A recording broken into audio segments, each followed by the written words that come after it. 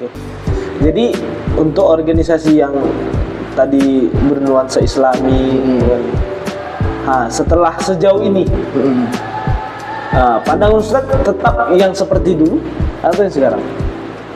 Ya, tetap ada beberapa organisasi memang dia itu udah kembalilah girohnya, semangatnya gitu kan. Lembaga dakwah kampus gitu kan, dia tetap berada di koridornya lah gitu, tetap kan. Di jalurnya. Iya, tetap di jalurnya, memang menyampaikan kebaikan di kampus kita. LDK ya. LDK. Ada juga dia di setiap fakultas gitu kan. Kalau menurut saya sih udah efektif lah gitu kan untuk menyampaikan pesan-pesan kebaikan itu di jurusannya masing-masing gitu kan.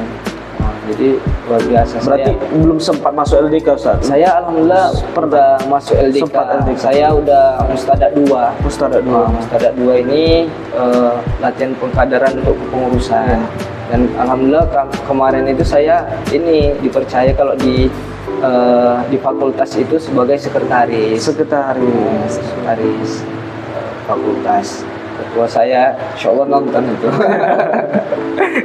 Jadi pernah menjabat sebagai apa aja, Ustaz, di dalam organisasi? Jadi di organisasi saya UIA tadi? Di UIA saya pernah terpilih sebagai presiden KC UIA. Presiden? Iya, pernah. Cuman ketika masa saya beberapa bulan menjabat, saya ini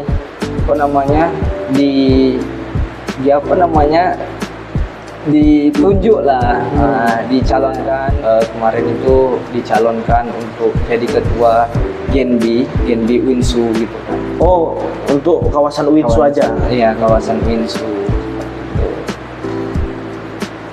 Oke, jadi pernah menjabat jadi sekretaris, jadi presiden UIA, lalu pernah jadi ketua Genbi se-Winsu.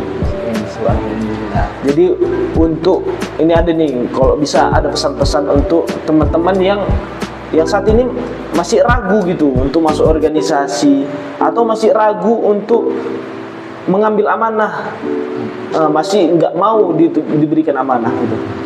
Kira-kira apa pesan Ustaz?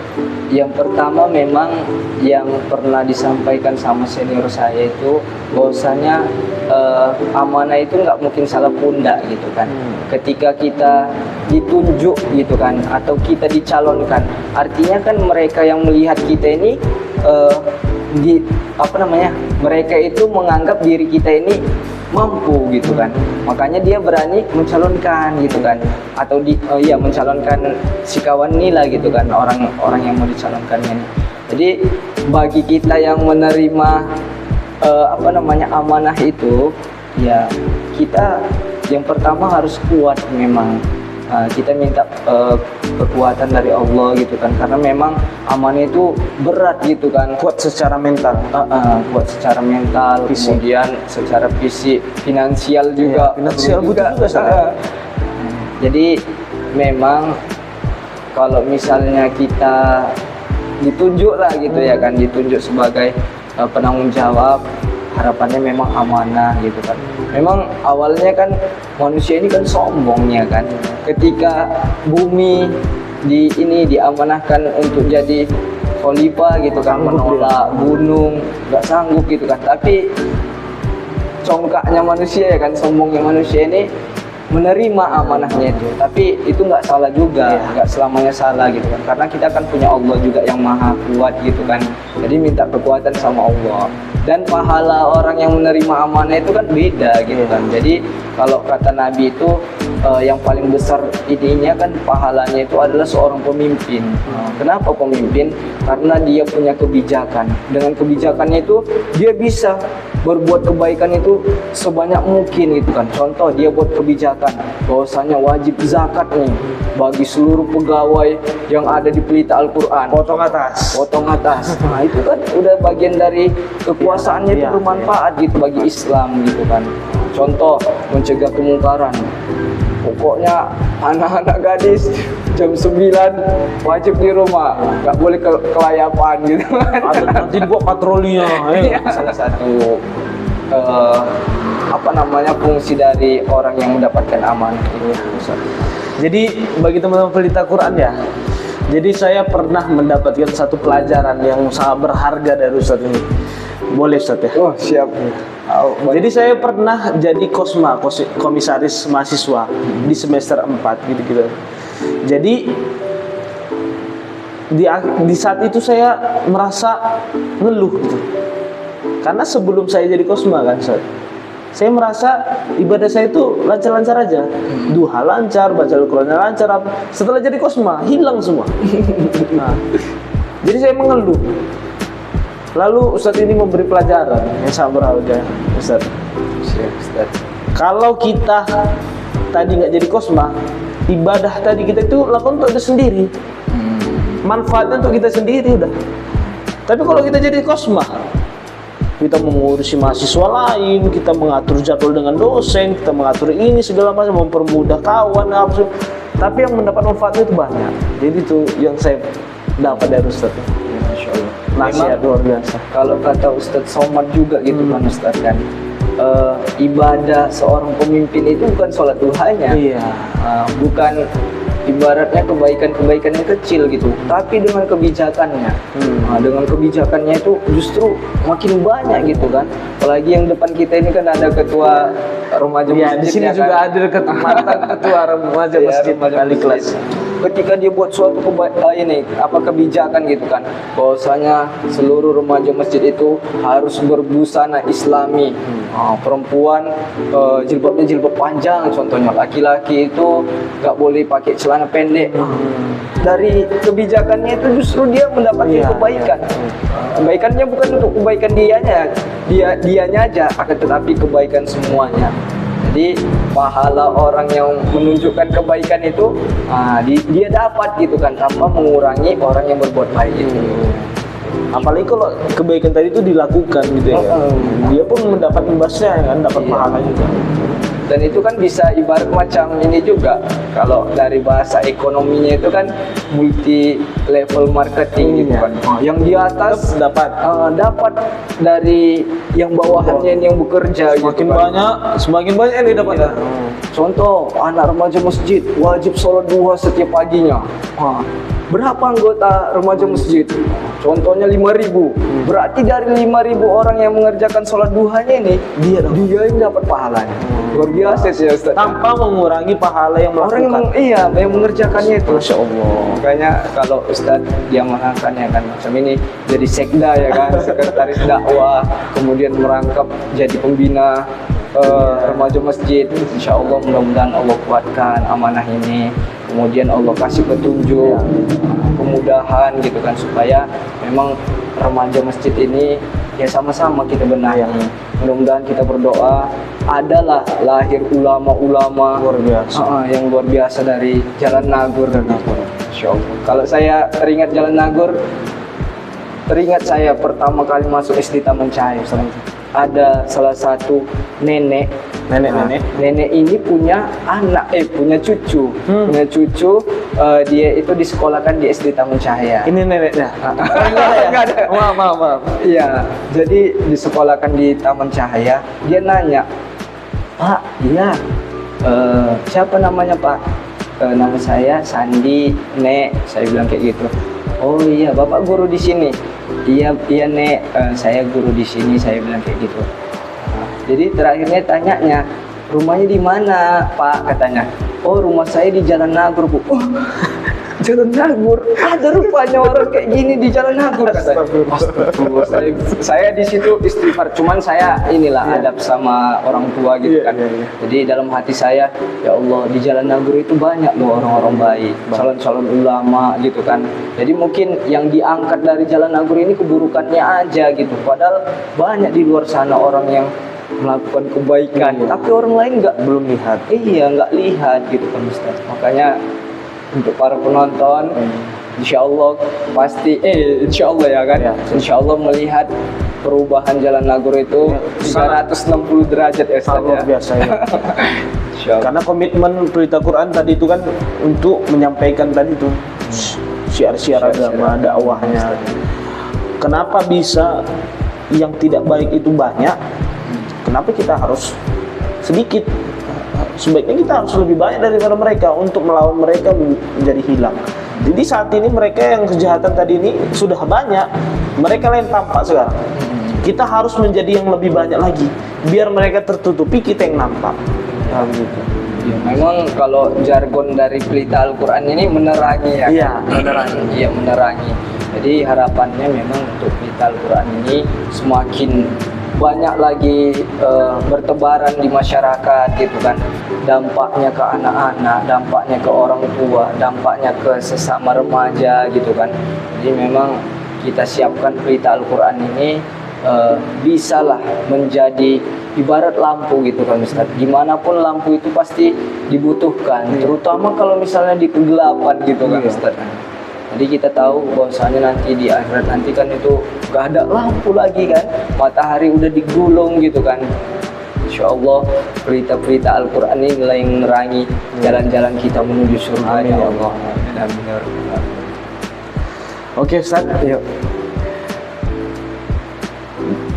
Sekarang ini sudah aktif ya, sangat aktif ya di pelita Al-Quran.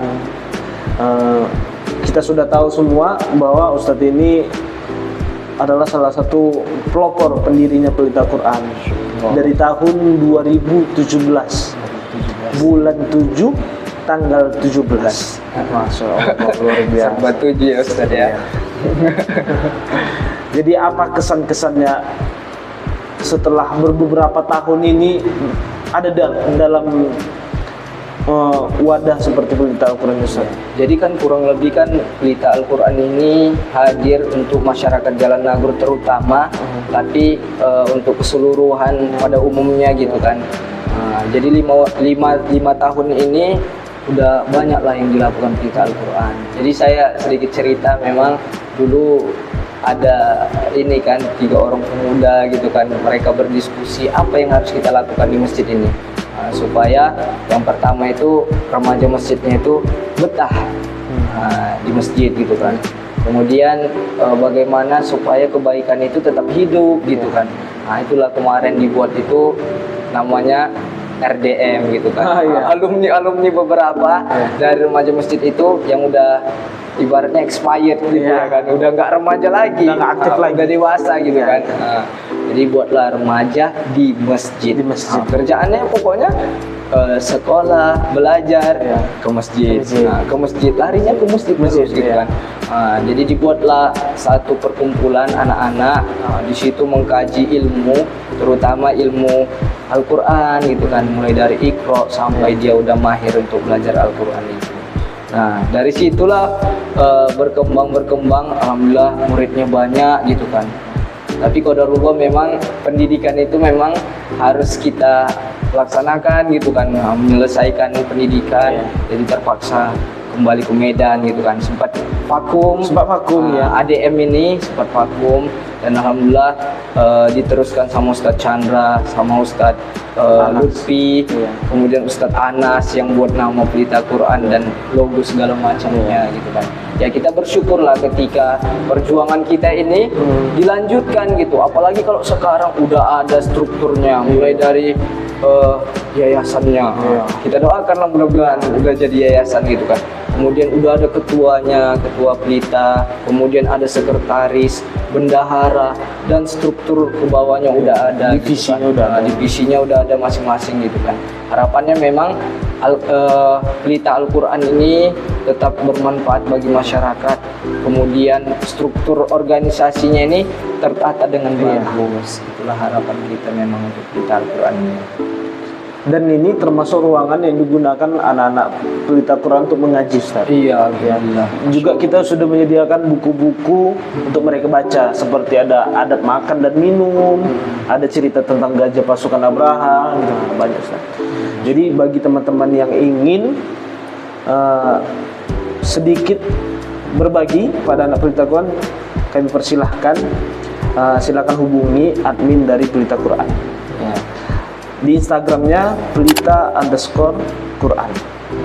Jadi kita welcome ya Ustadz ya, Iya. nggak hanya cuman sekedar material gitu kan, moral, Iya. tapi tetap kita butuhkan seperti itu. Kemudian tenaga ya kan, Tenaga, kalau iya, misalnya ada mau ngisi games atau acara-acara untuk anak-anak, Kita welcome. insyaallah kita welcome Iya, gitu welcome. kan. Insyaallah tempat, waktu, kemudian pikiran kita kolaborasi ya Iya. Ustadz ya. Atau ada yang mau memberikan arahan kepada guru-gurunya, oh kami Iya, sangat welcome sekali. ini apa namanya, upgrading ya kan, Iya, guru ya kan, insyaallah. Oke Ustaz, jadi cukup banyak ya pelajaran yang kita dapat pada hari ini. Terakhir ini Ustaz, terakhir. Kedepannya planningnya apa Ustaz? Iya. Untuk Ustaz pribadi dan harapannya untuk pelita Quran. Iya, alhamdulillah, insyaallah beberapa hari ke depan saya mohon izin, mohon maaf juga saya mau berangkat ke Jakarta, tepatnya itu di Tangerang Selatan karena saya lanjut studi. Oh, lanjut studi Ustaz. Iya, S2 di Magister Perbankan Syariah. Nah, itu di UIN Syarif Hidayatullah Jakarta. ya, Jakarta. Mohon doanya, mudah-mudahan saya bisa menyelesaikan tesis saya dalam tempo waktu yang sesingkat-singkatnya Ustaz. Sesingkat-singkatnya. Jadi setelah saya selesai tesis saya itu wisuda, insyaallah saya akan kembali lagi ke Siantar. Mudah-mudahan Allah kasih umur yang panjang, kemudian kasih keberkahan, kasih kemudahan. Saya kembali lagi ngajar di SD Taman Cahaya, kemudian bisa ngisi di Pelita Al-Quran juga. Nah, itu harapan saya untuk diri saya pribadi seperti itu. Kemudian untuk harapan saya untuk guru-guru pelita, didiklah anak-anak kita ini sesuai dengan zamannya gitu kan Ustadz. Nah, nggak bisa kita ngikuti sepenuhnya dari apa yang udah dilakukan, apa yang udah diperbuat dari orang-orang tua kita yang dulu gitu kan, karena kan masa mereka yang dulu dengan sekarang itu udah beda gitu ya. kan. Contoh sekarang ini kan kita sangat kental erat dengan teknologi. Nah, manfaatkan teknologi itu untuk perkembangan anak didik kita seperti itu. Mungkin kalau orang-orang tua dulu itu punya banyak kelebihan, adabnya itu mereka ajarkan secara spesifik. Nggak ada lagi contohnya orang tua ketika berbicara anak main handphone. Nah, mungkin dahulu itu nggak ditemukan gitu kan. Tapi sekarang kita bisa lihat. Nah, jadi ketika kita melihat itu, solusi apa yang bisa kita tawarkan, bisa kita kasih untuk orang-orang tua zaman now gitu Ustaz. Itu mungkin pesan saya untuk guru-guru yang ada di Pelita Al-Quran. Kemudian untuk anak-anak ngaji kita, anak-anak ngaji kita di Pelita Al-Quran, tetap semangat. Insya Allah hari ini kalian menanam, suatu saat kalian pasti akan menuai apa yang udah kalian tanam. Nah, itu pesan yang saya sampaikan untuk anak-anak didik Pelita Al-Quran. Dan untuk remaja-remaja masjid di Jalan Nagor ini, Remas ya. Ya, sebagai partner Pelita Al-Quran. Iya, sebagai partner Pelita Al-Quran, yang namanya remaja masjid, otomatis kan mindsetnya itu, tupoksinya itu, tugasnya itu adalah memakmurkan masjid itu sendiri. Jangan lelah untuk memberi kontribusi di Pelita Al-Quran, jangan lelah untuk berbuat kebaikan. Walau kebaikan kita itu gak dilihat sama orang lain, percayalah ada waktunya nanti kebaikan itu kembali kepada diri kita sendiri gitu kan, kembali kepada diri masing-masing pelaku kebaikan tersebut. Mungkin 3 pesan inilah yang saya sampaikan. Tadi yang pertama untuk guru Pelita Al-Quran, yang kedua untuk murid-murid anak didik kita di Pelita Al-Quran, lalu yang ketiga adalah untuk remaja masjid di Jalan Nagor ini. Mungkin itu 3 pesan saya, mudah-mudahan bisa dilaksanakan. Mohon maaf kalau misalnya nggak banyak yang bisa saya berikan, karena memang saya keterbatasan ilmu, pengetahuan, kemudian pengalaman juga belum banyak gitu kan Ustaz ya. Mana tahu ada kata-kata mana tahu ada kata-kata yang salah gitu ya kan. Jangan simpan dalam hati. ya kan. Nah, kalau ada yang salah, iya kalau jangan ada laporkan ke polisi. iya iya. Oke, Ustadz, terima kasih atas waktunya. Semoga kami juga berharap semoga berharap pada Allah.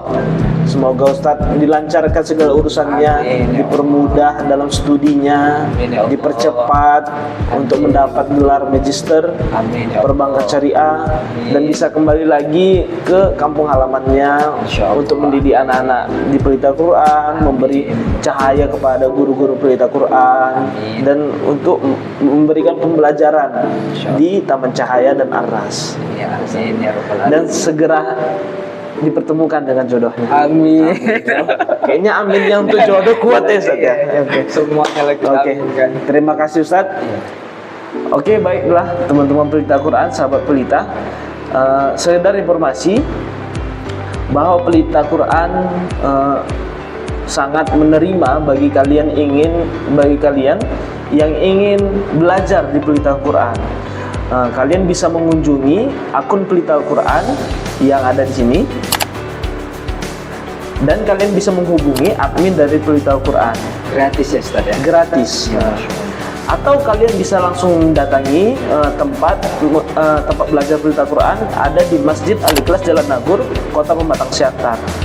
Baiklah teman-teman sekalian, sahabat pelita, semoga pesan-pesan yang disampaikan tadi bisa bermanfaat untuk kita dan bisa kita aplikasikan dalam kehidupan sehari-hari. Assalamualaikum warahmatullahi wabarakatuh. Waalaikumsalam warahmatullahi wabarakatuh. Masya Allah.